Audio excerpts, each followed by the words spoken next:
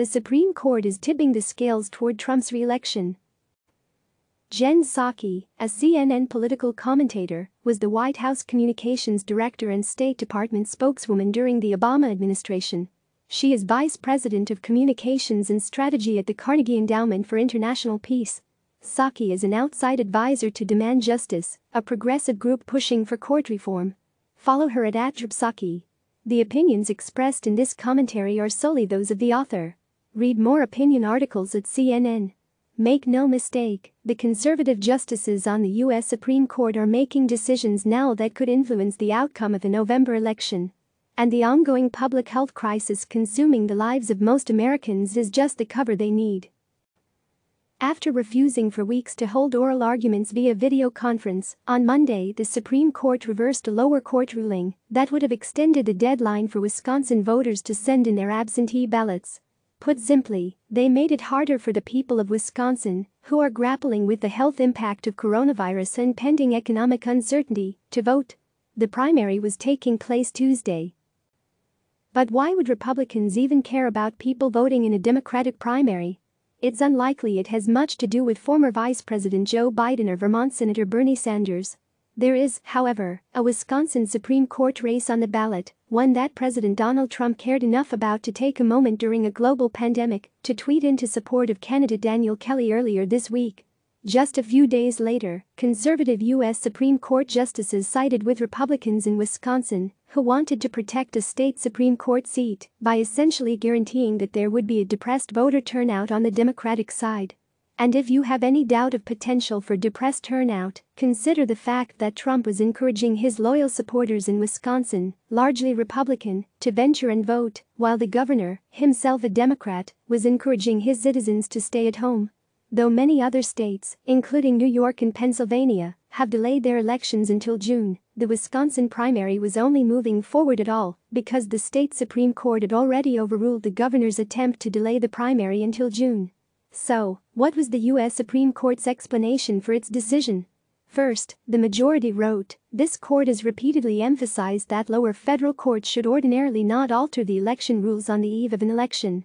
And, the majority added, "Even in an ordinary election, voters requesting absentee ballots by the deadline would generally receive their ballots on or before Election Day. Give me a break. We are hardly living through an ordinary election." Justice Ruth Bader Ginsburg summed it up clearly in her dissent: either voters will have to brave the polls, endangering their own and other safety, or they will lose their right to vote through no fault of their own. So, here is the scary part. This goes far beyond a primary election in April. The ability of Americans to safely vote from home may be a determining factor in the outcome of the presidential election in November. It is at the discretion of the states to make laws regarding absentee and vote by mail ballot options. And, in this particular case, Wisconsin Governor Tony Evers even called the legislature into an unsuccessful special session to attempt to delay the primary election. Making voting easier often means that more people vote. According to one study conducted by nonprofit Vote and the U.S. Elections Project, in the 6 states with the highest turnout in the 2016 presidential election, all offered same-day voter registration. In addition, voting by mail has been shown to dramatically increase turnout in states from California to Nebraska. Without a national mandate that Americans, during a time of a health crisis, should have the right to vote by mail, the possibilities for suppression are also endless. As crazy as it may sound, President Donald Trump could use fear around public gatherings as a justification for working with Republican governors to shut down polling locations.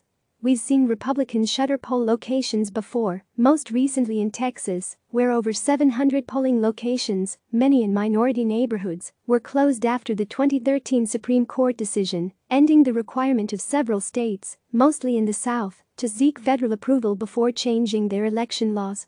On Super Tuesday this year, many in Texas stood in long lines, and not just because of their enthusiasm for the candidates, but because they had limited options for locations to vote. Trump could also work with states to narrow the hours voters can go to the polls, thus limiting options for early voting. And he could use the health and safety argument to give him cover. And there should be little doubt Trump could turn a blind eye to deceptive voter information going out on social media platforms and via robocalls about cancelled election days and false reports of new requirements at the polls, given how he has handled his role as a public communicator around the coronavirus. Rather than presenting a clear and honest daily assessment of the facts, Trump has trumpeted half-baked science, including the efficacy of certain drug for treatment, instead of following the lead of his scientists. But it's not just about how and when people can vote. Conservative members of the Supreme Court are also influencing the information people have access to in advance of the election. In March, the Supreme Court took the unprecedented step of delaying oral arguments, scheduled for March 31, including several cases involving efforts to obtain Trump's financial records. At the time, part of the explanation cited the precedent of delays prompted by the 1918 Spanish flu epidemic. Never mind that, since 1918, the telephone, the internet and video conferencing have all been invented, allowing for a range of means of communicating, while still observing proper social distancing measures. While there are certainly delays across the country, many lower and state courts have also found a way to adapt.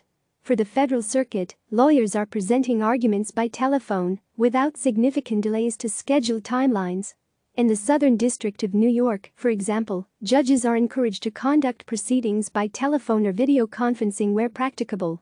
Even in Washington state, where Governor Jay Inslee put in place stringent stay-at-home orders, the court is proceeding with video and telephone conference as appropriate. What does the Supreme Court's decision to delay arguments mean? For one, the planned oral arguments that would ideally lead to a June decision on whether Trump's tax record should be turned over to the House and local prosecutors in New York may not happen before the election. And this matters because Trump's tax returns could show a range of potential conflicts of interest by revealing who invests in his businesses, perhaps explaining why he appears so sympathetic to authoritarian leaders in Russia and Saudi Arabia, and how much Trump properties have made off of taxpayers since he was elected to office. Trump denies any wrongdoing. In short, the highest court in the land has not found a way to hear oral arguments, including on topics that could be consequential to voters this election cycle, like the tax records of the President of the United States, but it has made an exception to put the people of Wisconsin at risk by refusing to extend the deadline for absentee ballots. To quote Ginsburg in her dissent on the Wisconsin decision, "It's mind-boggling." The decision by the conservative majority Supreme Court to make it harder for people in Wisconsin to vote should be a warning sign that Trump and the conservative court he and Senator Majority Leader Mitch McConnell helped shape will stop at nothing to get him re-elected. And we need to be ready. Click subscribe to receive the latest news.